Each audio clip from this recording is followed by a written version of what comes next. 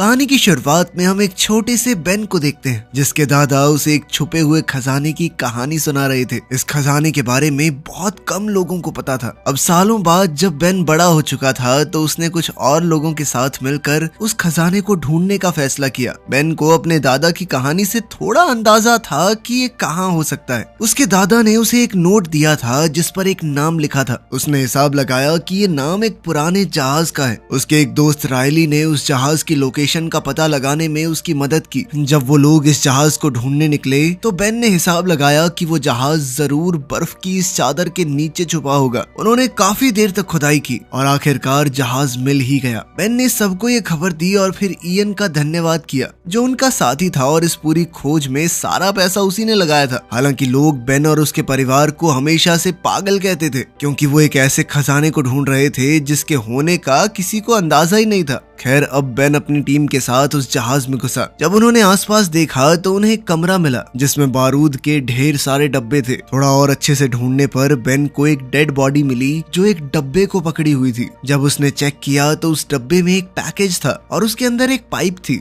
Ben सोचने लगा कि इस पाइप में इतना भी क्या खास है कि इसके लिए कोई अपनी जान दे गया। तभी उसने देखा कि पाइप पर कुछ लिखा था। उसने अपना खून इस्तेमाल करके समझने की कोशिश की कि आखिर उस पर लिखा क्या है। जब उसे वो लिखावट समझ आई तो वो समझ गया कि ये एक और सुराग है। ये बात इयन को बिल्कुल पसंद नहीं है। इतना पैसा लगाने और खोजबीन करने के बाद भी उनके हाथ बस एक सुराग लगा था। इस बात से इयन बहुत चिढ़ गया, लेकिन बेन ने उस सुराग में छुपी पहेली को सुलझा लिया। उसने बताया कि एक अदृश्य नक्शे के बारे में है जो अमेरिका के सबसे जरूरी डॉक्यूमेंट डिक्लेरेशन ऑफ इंडिपेंडेंस के पीछे छुपा हुआ है। जैसे ही बेन ने कहा कि इस दस्तावेज तक पहुंचना और उसका मिलना बहुत मुश्किल होगा तो इयन ने सीधा कह दिया तो चुरा लेते हैं उसे। इस बात से बेन ने साफ इनकार कर दिया और कहा कि मैं ऐसा नहीं होने दूंगा। तब इयन ने अपने आदमी शॉ को बेन पर बंदूक तानने को कहा, लेकिन इयन कहीं ना कहीं ये बात भी अच्छे से जानता था कि अगर बेन नहीं होगा तो आगे की पहेलियां कौन सुलझाएगा। इसलिए इयन ने बेन के दोस्त रायली को जान से मारने की धमकी दी। इससे पहले की बात और बिगड़ जाए बेन ने एक फ्लेयर स्टिक जला दी और कहा कि अगर सब शांत नहीं हुए तो वो इसे बारूद पर फेंक देगा। सबको लगा कि वो झूठ बोल रहा है, लेकिन बेन ने वो फ्लेयर फेंक दी। पर इससे पहले कि वो नीचे बारूद पर गिर पाती इयन ने उसे पकड़ लिया। लेकिन इयन ये जानता ही नहीं था कि उसके हाथ पर भी थोड़ा बहुत बारूद लगा हुआ है। अचानक उसके हाथ में आग लग गई जिसके बाद उसने फ्लेयर को छोड़ दिया और अब वो फ्लेयर स्टिक नीचे पड़े बारूद पर जा गिरी। बारूद की वजह से जहाज के फटने से पहले ही इयन और शॉ वहां से भाग गए और उन्होंने बेन और रायली को अंदर ही छोड़ दिया। लेकिन ऐन मौके पर बेन को एक गुप्त दरवाजा मिला जिसकी मदद से वो और रायली बच निकले। पूरा जहाज फट गया और इयन को लगा कि बेन और रायली अब मर चुके हैं। शहर लौटने के बाद बेन और रायली FBI के हेडक्वार्टर्स गए और उन्हें एक टिप दी कि कुछ ही दिनों में एक आदमी डिक्लेरेशन ऑफ इंडिपेंडेंस को चुराने वाला है। लेकिन उनकी इस बात पर किसी ने विश्वास नहीं किया। फिर वो दोनों नेशनल आर्काइव्स म्यूजियम गए जहां वो डॉक्यूमेंट मौजूद था। उन्होंने वहां के डायरेक्टर एबिगेल से मिलने की कोशिश की, लेकिन जब उन्होंने उसे वो कहानी सुनाई और बताया कि इस डॉक्यूमेंट के पीछे एक नक्शा छुपा है तो एबिगेल ने उनकी बात पर विश्वास नहीं किया। उसे लगा कि उनकी सारी बातें झूठी हैं। जब वो एबिगेल के ऑफिस से निकल रहे थे तो दोनों ने उस दस्तावेज को देखा और उसे कुछ देर तक निहारते रहे। अभी अचानक बेन ने कहा कि हमें इसे चुराना होगा ताकि ये इयन के हाथ तो ना लग पाए। इस पर रायली ने कहा कि इसे चुराना इम्पॉसिबल है, यहाँ पर सिक्योरिटी देखी है तूने। इसके बाद उसने बेन को लाइब्रेरी में ले जाकर डिटेल में बताया कि ये डॉक्यूमेंट कितनी सिक्योर जगह पर है। लेकिन बेन ने कहा कि हमें कुछ ऐसा करना है कि वो इस डॉक्यूमेंट को वहाँ से हटाकर प्रिजर्वेशन रूम में शिफ्ट कर दें, वहाँ सिक्योरिटी काफी कम है। हालांकि रायली को इस प्लान पर कुछ खास भरोसा तो था नहीं, लेकिन फिर भी वो बेन की मदद करने के लिए मान गया। फिर दोनों ने प्लान ढंग से बनाना शुरू किया। उन्हें सबसे पहले एबिगेल के फिंगरप्रिंट्स चाहिए और फिर प्रिजर्वेशन रूम के कोड्स चुराने होंगे। इसके लिए बेन ने एबिगेल को एक गिफ्ट भेजा जिसके अंदर एक स्पेशल केमिकल लगा हुआ था। फिर जब वो कोड डालने के लिए बटन दबाएगी तो वहाँ उसके फिंगरप्रिंट रह जाएंगे। और शुरुआत में तो ये प्लान बिल्कुल वैसे ही काम कर रहा था जैसा बेन चाहता था, लेकिन दूसरी ओर इयन भी अपने कुछ आदमी तैयार कर रहा था ताकि एक डांस पार्टी वाले दिन म्यूजियम पर अटैक किया जा सके। पार्टी वाले दिन जब वो डॉक्यूमेंट प्रिजर्वेशन रूम में शिफ्ट हो गया, बेन स्टाफ का भेस बनाकर बिना किसी परेशानी के बिल्डिंग के अंदर घुसा। उसने वापस अपने कपड़े बदले और एबिगेल से मिला। एबिगेल उसे देखकर चौंक गई। बेन ने झूठ कहा कि उसने म्यूजियम को एक बहुत बड़ा डोनेशन दिया है और फिर मौका पाते ही उसने एबिगेल का शैंपेन ग्लास चुरा लिया जिस पर उसके फिंगरप्रिंट्स लगे हुए थे। इसी बीच इयन और उसके आदमी भी म्यूजियम आ गए। वो एक अंडरग्राउंड टनल के जरिए बिल्डिंग में घुसे। थोड़ी देर बाद बेन प्रिजर्वेशन रूम में पहुंच गया, लेकिन जब रायली कैमराज से उस पर नजर रखे हुए था तो इयन के एक आदमी ने उनका एक्सेस ब्लॉक कर दिया। बेन ने फैसला किया कि वो डॉक्यूमेंट को पूरे फ्रेम के साथ ही लिफ्ट के जरिए नीचे ले जाएगा। जैसे ही वो बाहर निकला तो इयन और उसके लोगों ने उसे देखा और वो चौंक गए क्योंकि उन्हें तो लगा था कि बेन मर चुका है। उन्होंने उसे देखते ही उस पर गोलियां चलाई, लेकिन बेन ने डिक्लेरेशन ऑफ इंडिपेंडेंस के उस डॉक्यूमेंट को आगे कर दिया। उस पर बुलेट प्रूफ ग्लास लगा था जिसने बेन को बचा लिया। आखिरकार किसी तरह बेन लिफ्ट में घुस गया और उसने डॉक्यूमेंट को उसके प्रोटेक्टिव कवर से बाहर निकाला। जैसे ही बेन बाहर निकलने लगा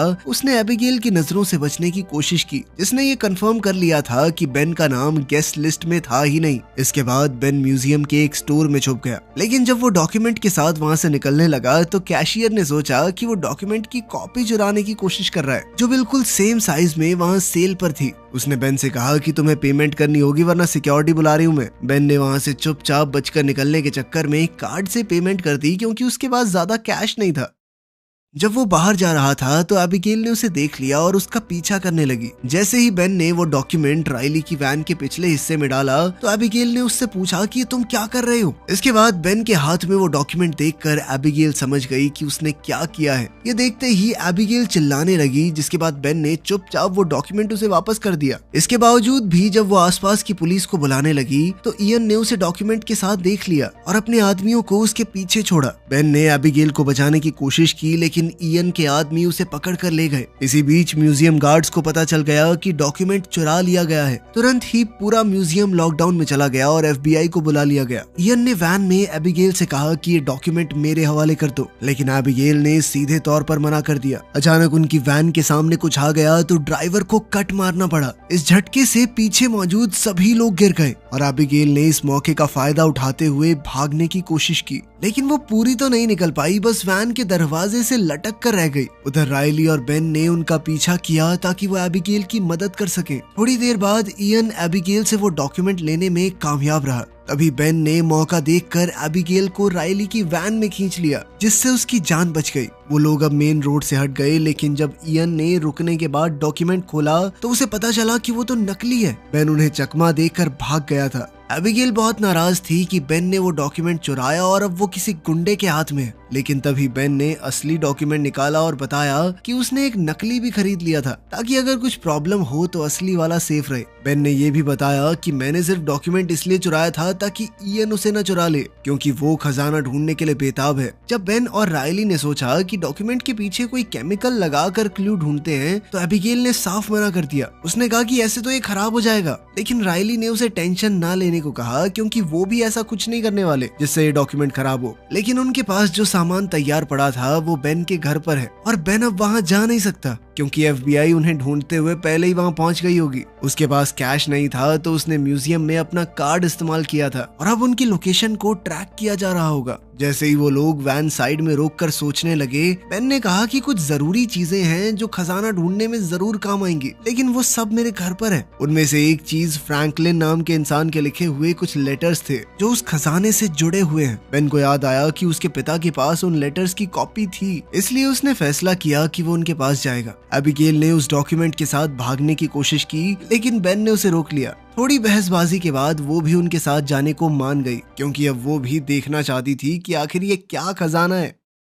इसी दौरान FBI एजेंट सेड्यूस्की ने बेन के घर पर रेड की। उन्हें वहाँ बेन की काफी सारी चीजें मिली, वो चिट्ठियां भी जिनके बारे में बेन बात कर रहा था। साथ ही उसने अपने लोगों को बेन के परिवार वालों का पता लगाने को कहा। थोड़ी देर बाद बेन अपने पिता पैट्रिक के घर पहुंचा। पैट्रिक ने कहा कि मेरा एक ही सपना है कि तुम मुझसे मिलने आए, लेकिन खजाने के बारे में नहीं। जिस पर बेन ने कहा कि हाँ, तो मैं आपसे मिलने ही तो आया हूँ। पापा बेटा साथ में टाइम स्पेंड करेंगे, मजा आएगा। बस एक बार वो लेटर्स होंगे आपके पास, वो दे दो मुझे, फिर करते हैं टाइम स्पेंड। इस बात से पैट्रिक बहुत गुस्सा हो गया। उसने कहा कि किसी की गलती से सीखते हो कि नहीं तुम? मैंने अपनी पूरी जिंदगी इस खजाने को ढूंढने में झोंक दी, तुम भी अपनी जिंदगी ऐसे ही खराब करना चाहते हो? उसने कहा कि ऐसा कोई खजाना है ही नहीं, ये सिर्फ देश के दुश्मनों को गुमराह करने के लिए बनाया गया है। ये बस ऐसे ही कहानी बना दी है किसी ने। लेकिन बेन ने अपने पिता की बात पर ध्यान नहीं दिया। थोड़ी देर बाद जब उन्होंने उस डॉक्यूमेंट के पिछले हिस्से की जांच की तो उन्हें कुछ खास कोड्स मिले जो उन चिट्ठियों से जुड़े हुए हैं जिनके लिए वो यहाँ आए थे। जब बेन ने दोबारा पैट्रिक से वो चिट्ठियां मांगी तो पैट्रिक ने कहा कि मैंने तो पहले ही उन्हें फिलाडेल्फिया के एक म्यूजियम को दे दिया है। ये सुनकर बेन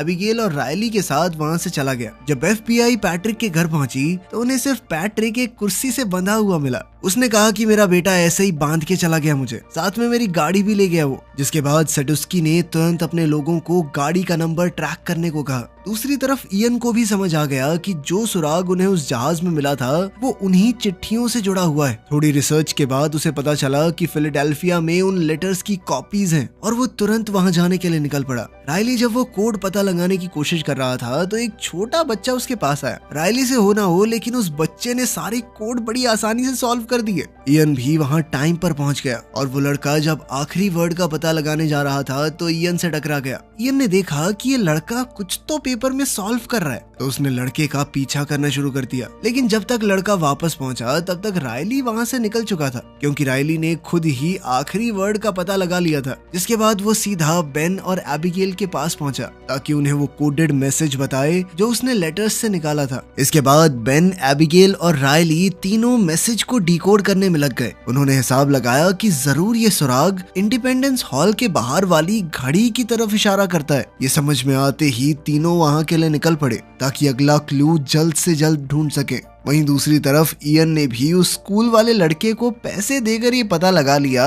कि आखिर उसने रायली को क्या बताया था। जल्द ही इयन भी इंडिपेंडेंस हॉल की तरफ निकल पड़ा। वहां बेन ने घड़ी की डायरेक्शन को फॉलो किया और देखा कि दीवार की एक ईंट पर एक खास निशान है। उसने उस निशान वाली जगह से ईंट हटाई और अंदर एक पुराना सा चश्मा मिला। ये एक खास तरह का चश्मा था। बेन तुरंत एबिगेल और रायली के पास गया और उन्हें वो चश्मे दिखाए। फिर बेन ने वो चश्मा पहना और डिक्लेरेशन ऑफ इंडिपेंडेंस के पीछे वाले मैप को देखा। तब उसे एक खास निशान दिखाई दिया और उसके पास ही कुछ शब्दों में लिखा हुआ मैसेज भी था। लेकिन उसी वक्त उन्होंने देखा कि इयन अपने लोगों के साथ वहां घूम रहा है, तो उन्होंने फैसला किया कि वो अलग अलग हो जाएंगे। एबिगेल और रायली के पास वो डिक्लेरेशन डॉक्यूमेंट था और वो जल्द ही उसे साथ लेकर निकल गए। इयन से बचते बचते वो दोनों काफी दूर निकल गए। लेकिन एक वक्त ऐसा आया कि एक बस उनके बहुत करीब आ गई और उनकी टक्कर होने ही वाली थी। इसी अफरा तफरी में इयन ने उनसे डिक्लेरेशन का वो डॉक्यूमेंट छीन लिया। एबिगेल और रायली ने तुरंत बेन को फोन किया और बताया कि क्या हुआ है। बेन ने कहा कि सब जल्दी से गाड़ी के पास मिलते हैं। लेकिन FBI को बेन की गाड़ी पहले ही मिल चुकी थी और जैसे ही बेन वहां पहुंचा तो FBI ने उसे अरेस्ट कर लिया। एबिगेल और रायली समय से थोड़ा लेट पहुंचे और FBI को देखते ही चुपके से वहां से भाग निकले।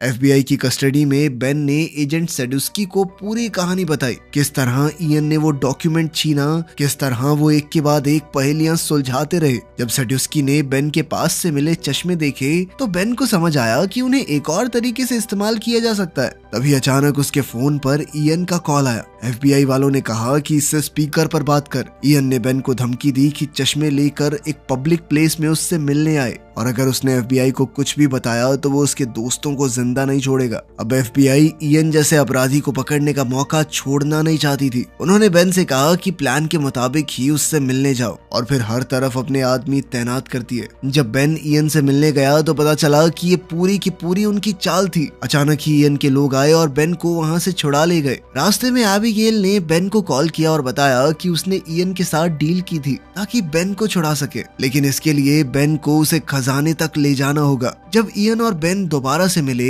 तो इयन ने वो डिक्लेरेशन का डॉक्यूमेंट और वो पुरानी पाइप वापस दी, वही जो जहाज में मिली थी। फिर इयन ने बेन से पिछला क्लू मांगा। जब बेन ने कहा कि मेरे पास कुछ नहीं है, मुझे नहीं पता, तब इयन ने दिखाया कि उसने बेन के पिता पैट्रिक को किडनैप कर रखा है। इस धमकी के बाद बेन को सच कबूलना पड़ा और उसने बताया कि जो निशान उसने मैप में देखा था वो एक चर्च का सिंबल है। जल्द ही वो तीनों उस चर्च तक पहुंच गए। बेन ने फिर से उन खास चश्मों का इस्तेमाल किया और मैप को देखा। इस बार उसे एक अलग सा सुराग मिला, एक अजीब सा नाम। सब कंफ्यूज हो गए कि इसका मतलब क्या हो सकता है। तब उन्हें समझ आया कि चर्च के नीचे लोगों को दफनाने की जगह है। जिसके बाद इयन और उसके सभी साथी तुरंत ही नीचे चले गए। पैट्रिक ने चुपके से बेन को बताया कि उन्हें कोई तरीका ढूंढना होगा इयन से छुटकारा पाने का। क्योंकि जब तक हम इयन के काम आएंगे तब तक ही जिंदा हैं, उसके बाद मार देगा हमें। तभी इयन ने फोन किया और बेन से पूछा कि अगला क्लू क्या है। मैप में लिखे नाम को ढूंढकर उन्होंने वहां से दीवार तोड़ी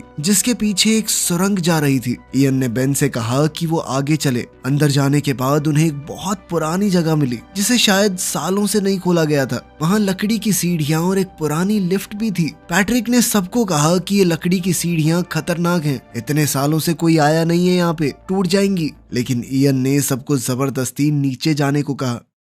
जब सभी लोग उन सीढ़ियों से नीचे उतर रहे थे तभी अचानक से बहुत सी सीढ़ियां टूट गई। इस घटना में शॉ नीचे गिरकर मारा गया। अब वो पूरा हिस्सा टूट रहा था और बाकी सबको लिफ्ट के ऊपर कूदकर अपनी जान बचानी पड़ी। उस लिफ्ट ने उन्हें खाली कमरे में ले जाकर छोड़ दिया। इयन ने बेन से पूछा कि खजाना कहाँ है। बेन ने दिखावा किया कि उसे भी कुछ नहीं पता। इयन ने गुस्से में उन्हें धमकी दी कि अगर बेन ने कुछ नहीं बताया तो वो उन्हें यहीं पर छोड़कर चला जाएगा। तभी पैट्रिक ने कहा कि अगला सुराग इस लालटेन के अंदर है। उसने ये भी कहा कि ऐसी ही एक लालटेन बॉस्टन की चर्च में भी है, तो खजाना शायद वहीं पर होगा। इयन फिर भी उन्हें वहीं छोड़ के चला गया, ये कहकर कि जब मुझे खजाना मिल जाएगा ना तो वापस आऊंगा तुम लोगों के लिए। इस पर रायली ने परेशान होकर कहा कि हम यहीं मरने वाले हैं। तब बेन और पैट्रिक ने रायली और एबिगेल को बताया कि उन्होंने इयन से झूठ कहा था, वो लालटेन तो सिर्फ एक डिस्ट्रैक्शन थी। फिर उन्होंने एक और क्लू ढूंढा जो उन्हें एक नए कमरे तक ले गया। उस कमरे के अंदर की जगह को देखकर ऐसा लग रहा था मानो उनसे पहले कोई और वहां आ चुका हो।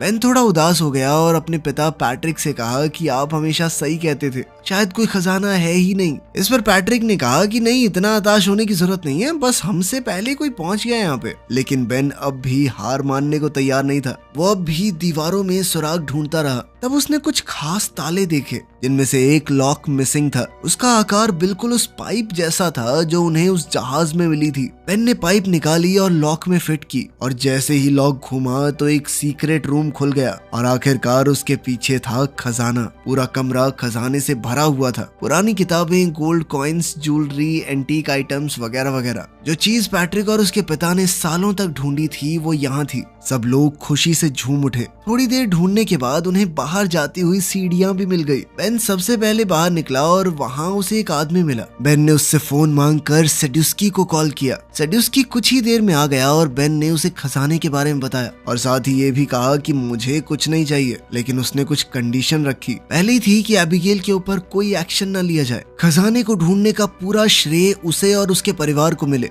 रायली को भी खजाने में से कुछ हिस्सा दिया जाए और सबसे जरूरी बेन जेल ना जाए। सेड्यूस्की ने उसकी सारी शर्तें मान ली और बाद में इयन को भी पकड़ लिया जब वो बॉस्टन की चर्च में घुसने की कोशिश कर रहा था। कुछ ही दिनों में ये खजाना दुनिया भर के म्यूजियम्स में भेज दिया गया। एक दिन सब लोग मिलकर मजे उड़ा रहे थे, लेकिन रायली थोड़ा गुस्सा था। उसने बेन से कहा कि तुमने सरकार का दिया हुआ पैसा ठुकरा क्यों दिया। रिकी ने कहा कि भाई इतना कुछ था, कुछ तो ले लेते। बेन हंसा और आगे से जवाब नहीं दिया। रायली अपनी नई कार में बैठा जिससे पता चलता था कि उसे भी बढ़िया पैसे मिले हैं सरकार से। खैर उसके जाने के बाद हमें पता चलता है कि बेन और एबिगेल ने शादी कर ली है और आखिर में वो अपने नए घर के अंदर चले गए। वीडियो पसंद आई तो लाइक कर देना, चैनल को सब्सक्राइब कर लेना। मिलते हैं अगली वीडियो में।